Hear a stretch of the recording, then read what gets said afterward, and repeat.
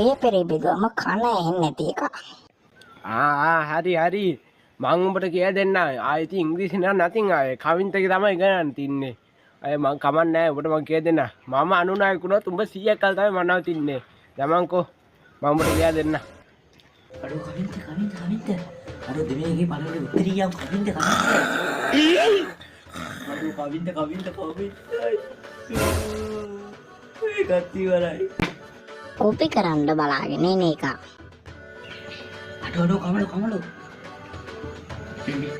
මේකට උත්තර දාමු. තරින්ද මේකට දාමු.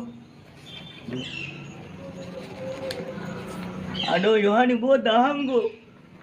ඒක වෙලෙ තරියක් නැති බාන.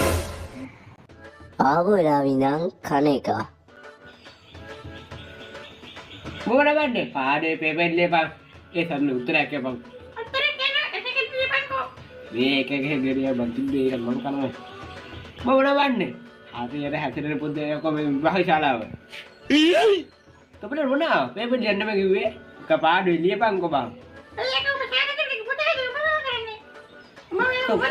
බලන්න නිරබල්ලා. මනෝ පාරවල් ගහන එක.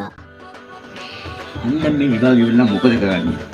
මම පළවෙනියටම යාළුත් එක්ක ට්‍රිප් එකක් යනවා. අන්න පළවෙනි එක. දැන් පළවෙනි එක හරි.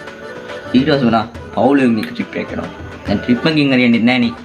මොමාරි තාත්තට කියලා බයික් එකකුත් බස්සන්න ඕනේ. මොකද්ද ගන්න බයික් එක? මොනට් එකක් බස්සවනා හරි.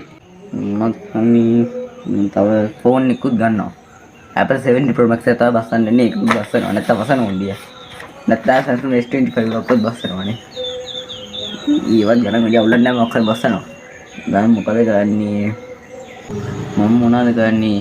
අය කාමරේ සුපිරියට නියොන් ලයිට් එක ගාලා හදාගන්නත් ඕනේ. දැන් මොකෙන්ද මට එක චාර්ජර් උත් නැහැ. ගෙදරට තිත්ත වෙලා තින්නේ. ඒකට ගහන WT බෝල සෙට් එකක් ගන්නවා. අර අපේ ගෙදරින් 10 12 බල්ලෙකුත් තිබුණේ.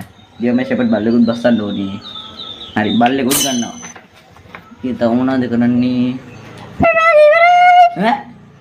විභාග ඉවරයි.